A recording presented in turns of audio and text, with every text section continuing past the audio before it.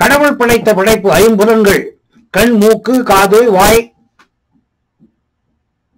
தோல், இவைகளில் அதி உன்னதமான கடவுளுடைய படைப்பு என்பது கண். 2 கண்களால் வெளி உலகத்தை பார்க்க முடியும்.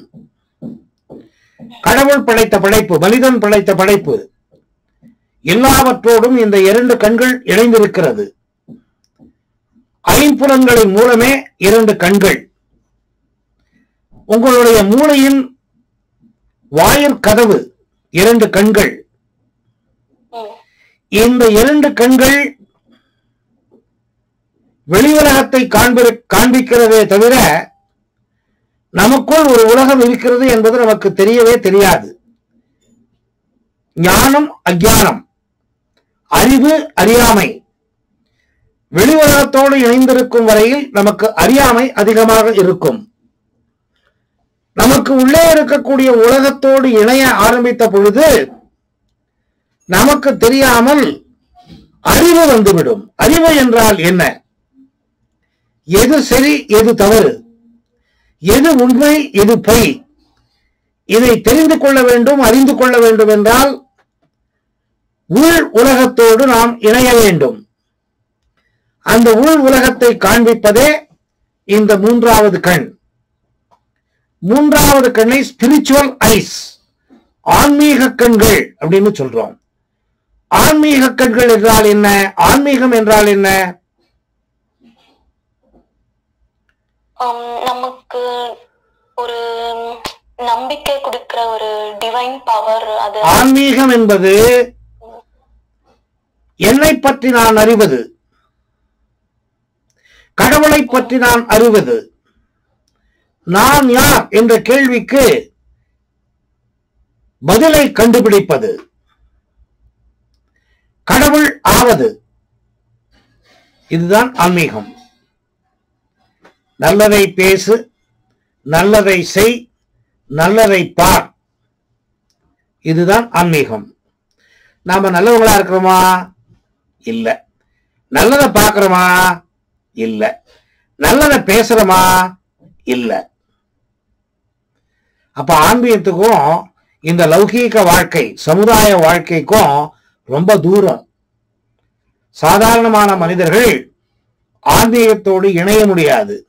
நீங்க கும்பிடுற கடவுளை கும்பிடுறீங்களே, வீட்டுக்குள்ள போட்டோ வச்சுக்கிட்டு அதுக்கு பூஜை பண்றது, கோயிலுக்கு போறது, விரதம் இருக்கிறது, இதெல்லாம் வெளியில பூட்டாடிகை பண்றோம். வெளியில ஏதோ ஒரு ஜம்பத்துக்காக பண்றமே தவிர உண்மையான அன்பு கடவுள் மீது யாருக்கும் இல்லை. கண்ணுக்கு தெரியாத கடவுளை எப்படி நேசிப்பது? கண்ணுக்கு தெரியும் கணவனை நேசிப்பதே கஷ்டம், கண்ணுக்கு தெரியும் மனைவியை நேசிப்பதே கஷ்டம். கணவனை கண்டா மனைவிக்கு பிடிக்காது, மனைவியை கண்டா கணவனுக்கு பிடிக்காது. 2 பேருமே உயிரோட தான் இருக்கும். கணவன் கண்ணுக்கு தெரிகிறாரு, மனைவி கண்ணுக்கு தெரிகிறா. நேசிக்கிறோமா? ஏதோ ஒரு உறவுக்காக ஆண் பெண் இருவரும் இணைகிறோமே தவிர ஆத்மார்த்தமாக யாரையும் யாரும் நேசிப்பதில்லை. கண் எதிரில் தெரிகிற ஒரு உயிருள்ள ஒரு பொருளை நம்மளால நேசிக்க முடியாத பொழுது கண்ணுக்கு தெரியாத கடவுளை எப்படி நேசிப்பது? முடியுமா? நாம நேசிப்பதெல்லாம் பொய். ஆண்டாள் நேசித்தாள், மீராபாய் நேசித்தாள், பக்த துகாராம் நேசித்தார், ராமகிருஷ்ண பரமஹம்சர் நேசித்தார். உண்மையான அன்பு. ராமகிருஷ்ண பரமஹம்சர் கடவுளோட பேசுவாராம். கருப்பா சிலை கல்கத்தால இருக்கு, தட்சிணேஸ்வர். அந்த சிலைக்கு முன்னாடி உட்கார்ந்துக்கிட்டு அழுவாராம், அம்மா கூட பேசுவாராம். அங்க வர்ற பக்தர்கள் எல்லாம், என்ன இந்த ஆளுக்கு பைத்தியம் பிடிச்சிச்சா, இந்த கல்லு முன்னாடி உட்கார்ந்துட்டு அழறாரு, இந்த கல்லு முன்னாடி. அந்த அம்மா, அந்த கல்லு பேசுறதே இல்லை, இவர் பேசிட்டே இருப்பாராம். ஆத்மார்த்தமாக நம்மை கடவுளோடு இணைப்பதற்கு துணை புரிவது 3ஆம் கண். சுத்தி வளைச்சு எங்கெங்கயோ போய் அந்த பாயிண்ட்டுக்கு வந்துட்டேன். கடவுளை அறிய வேண்டும் என்றால் கடவுளை உணர வேண்டும் என்றால், உங்களை அறிய வேண்டும் என்றால், கடவுளோடு உங்களை இணைக்க வேண்டும் என்றால், கடவுளை பார்க்க வேண்டும் என்றால்,